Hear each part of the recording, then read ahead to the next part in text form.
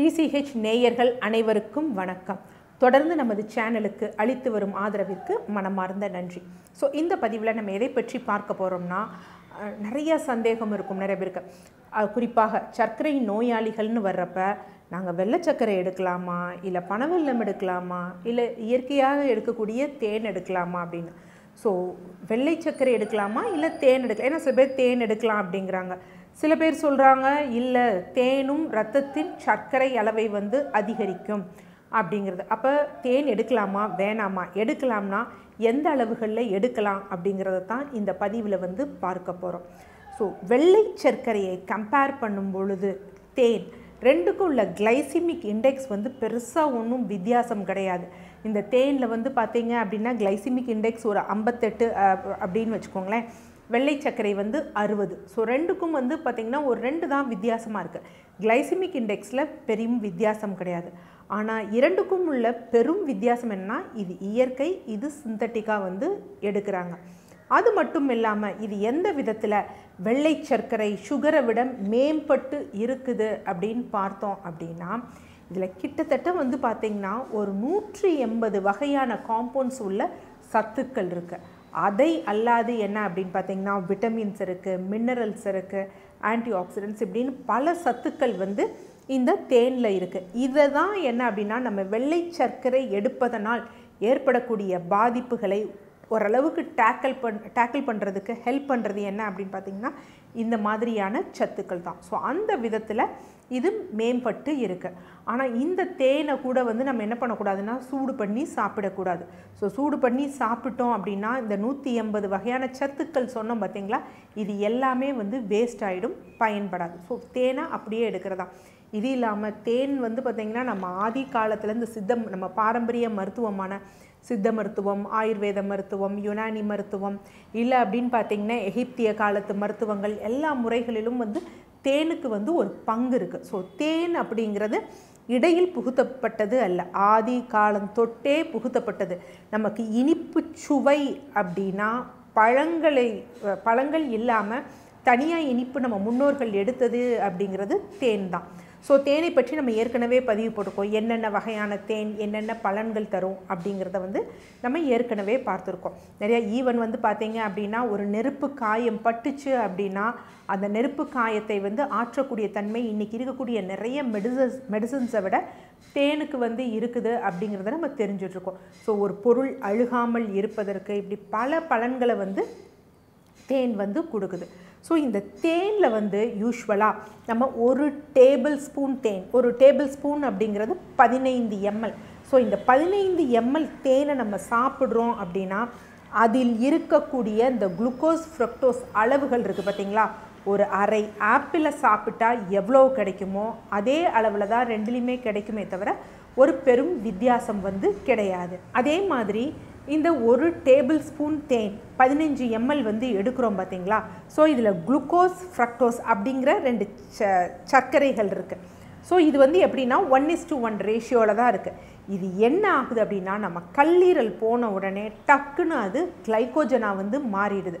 So கிளைக்கோஜனாக அது மாறுறதுனால பெருசாக இரத்தத்தில் சர்க்கரை அளவை அதிகரிக்கக்கூடிய வாய்ப்புகள் கிடையாது. ஸோ அதுவும் அதோட ஒரு நன்மை.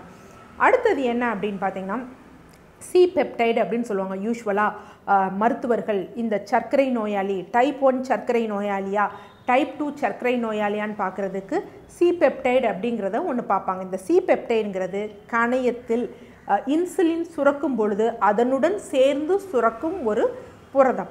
ஸோ இது எவ்வளோனா இன்சுலின் எவ்வளோ இருக்குது அப்படிங்கிறத குறிப்பாக பெரிஃபரல் பிளட்டில் கூட இருந்ததுன்னா கூட அதை கரெக்டாக காமிச்சிடும். அதனால தான் யூஸ்வலாக இந்த சி பெப்டைடு அப்படிங்கிறது நம்ம பார்ப்போம்.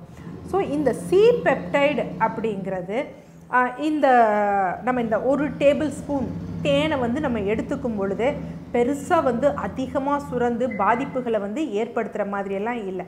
ஸோ கணையத்தில் சீராக தான் சுரக்குது, அதுவும் பெரிய பாதிப்புகளை ஏற்படுத்துறது இல்லை. அடுத்து கணையத்தில் பார்த்திங்கன்னா இன்சுலின் சுரக்கிறதும் இந்த ஒரு டேபிள் ஸ்பூன் தேனை எடுக்கும் பொழுது பெருசாக அதிக அளவில் சுரக்கிறது கிடையாது. ஏன்னா எந்த அளவுக்கு நம்ம சர்க்கரை எடுக்கிறோமோ, அதாவது சர்க்கரைங்கிறது நம்ம பிளட்டில் எந்த அளவுக்கு சுகர் ஏறுதோ அதை பொறுத்து தான் கணையத்துலேருந்தும் இன்சுலின் வந்து ரிலீஸ் ஆகும். ஸோ அது பெருசாக இதாகலை. அது மட்டும் அல்லாது கல்லீரலில் வந்து பார்த்தீங்க அப்படின்னா ஹெப்பாட்டிக் இன்சுலின் சென்சிடைசிங் ஏஜெண்ட் அப்படின்னு ஒன்று இருக்குது.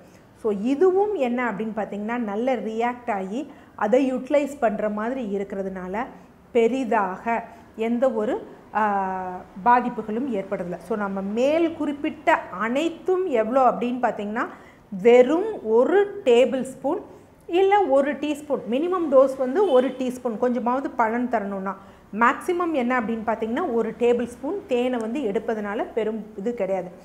ஆனால் இங்கே தவறு எங்கே நடக்குது அப்படின்னா ஒரு பிரெட் எடுக்கிறதா, ஒரு இட்லியா, ஒரு தோசையா, ஒரு ஊத்தாப்பமா, நம்ம மக்கள் என்ன பண்ணுறது அப்படின்னா நிறைய தேனை ஊற்றி சாப்பிட்றது, ஒரு பணியாரமாக நிறைய தேனை ஊற்றி வந்து சாப்பிடும் பொழுது தான் அது அளவு மீறி போகும் பொழுது இரத்தத்தின் சர்க்கரை அளவு அதிகரித்து சர்க்கரை நோயாளிகளுக்கு பாதிப்புகளை ஏற்படுத்தும். வாஸ்தவம் தான். இதில் 180 காம்பவுண்ட் இருக்குது, விட்டமின்ஸ் இருக்குது, மினரல்ஸ் இருக்குது, ஆன்டி ஆக்சிடென்ட்ஸ் இருக்குது. ஆனால் அதையும் தாண்டி என்ன அப்படின்னு பார்த்தீங்கன்னா அளவு மீறி எடுக்கும் பொழுது அந்த பெனிஃபிட்ஸை விட ரிஸ்க் அப்படிங்கிறது கொஞ்சம் ஜாஸ்தியாக தான் இருக்குது. ஸோ நமது பாரம்பரிய மருத்துவ முறைகள்லேயே என்ன அப்படின்னு பார்த்திங்கன்னா நிறைய மருந்துகளுக்கு அனுபானம் நம்ம தேனை வந்து கொடுப்போம். சர்க்கரை நோயாளிகளுக்கே சில நரம்பு சம்பந்தப்பட்ட மாத்திரைகளுக்கு அனுபானமாக மாத்திரை மருந்துகளுக்கு அனுபானமாக நம்ம என்ன கொடுப்போம் அப்படின்னா தேன் கொடுப்போம். ஸோ தேன் அப்படிங்கிறது அவங்களுக்கு கிட்டத்தட்ட வந்து பார்த்திங்கன்னா 1 டீஸ்பூன் அளவு தான் கொடுப்போம். 2 வேளை கொடுக்கும் பொழுது அவர்களோட HbA1c லெவலோ இல்லை இரத்த சர்க்கரை அளவோ பெரிதாக மாற்றம் அடைகிறதில்ல. யூஸ்வலாக சர்க்கரை நோய்க்குன்னு ட்ரீட்மெண்ட் வர்றப்ப, ஏன்னா சர்க்கரை நோயில் சில பேருக்கு நரம்புகள் வந்து பாதிப்படைஞ்சிருக்கும். ஸோ அதை நம்ம இது பண்ண மெடிசன் கொடுக்கும் பொழுது அவங்களுக்கு அந்த நரம்புகளும் நல்லபடியாக வந்து அந்த போஷாக்கு வந்து கிடைக்கும். ரத்தத்தின் அந்த சர்க்கரை அளவும் குறைந்து HbA1c லெவலும் குறைய கண்டிப்பாக நம்ம வந்து பார்த்து கொண்டு தான் இருக்கோம். அப்போ தேன் அப்படிங்கிறது சர்க்கரை நோயாளிகளுக்கு பொதுவாக நம்ம கேடு அப்படின்னு சொல்லவே முடியாது. எந்த அளவு எடுக்கிறோம், குறைந்த அளவு 1 டேபிள் ஸ்பூன் மேக்ஸிமம் எடுத்தோம் அப்படின்னா பிரச்சனை கிடையாது. அதையும் தாண்டி அதிக அளவில் எடுத்தோம்னா தான். இன்னொன்று, நான் 1 டேபிள் ஸ்பூன் தான் எடுக்கிறேன், ஆனால் மற்ற உணவுகள் ஏதாவது எடுக்கிறது, ரொம்ப அதிகமாக மாவுச்சத்து உணவுகள் எடுக்கிறது, ஒரு பஜ்ஜி போண்டா சாப்பிட்றது, இல்லை ஏதாவது ஒரு ஸ்வீட் சாப்பிட்றது அப்படின்னு நம்ம எடுத்தோன்னு வச்சுக்கோங்களேன், அதுவும் நஞ்சு தான். இல்லை நான் அந்த மாதிரியெல்லாம் சாப்பிடல, ஒரு வாழைப்பழம் சாப்பிட்றேன், அந்த ஒரு வாழைப்பழத்தோட நான் 1 டேபிள் ஸ்பூன் ஹனி பிசைஞ்சு திங்கிறேன், ஒரு பஞ்சாமிர்தமே சாப்பிட்றோம் அப்படின்னா அதுவும் சர்க்கரை நோயாளிகளுக்கு ஏற்புடையது கிடையாது. ஸோ அப்போ நம்ம பார்க்கணும், நமக்கு ரொம்ப தேவை அப்படிங்கிறப்ப 1 டேபிள் ஸ்பூன் எடுத்துக்கலாம், அத்தியாவசியமாக இந்த இடத்துல எடுத்துக்கணும் அப்படின்னா. அதை அப்படி இல்லை அப்படின்னா முடிந்த அளவுக்கு சர்க்கரை நோயாளிகள் தேனை அவாய்ட் பண்ணுறது தான் சிறந்த ஒரு விஷயம். நன்றி.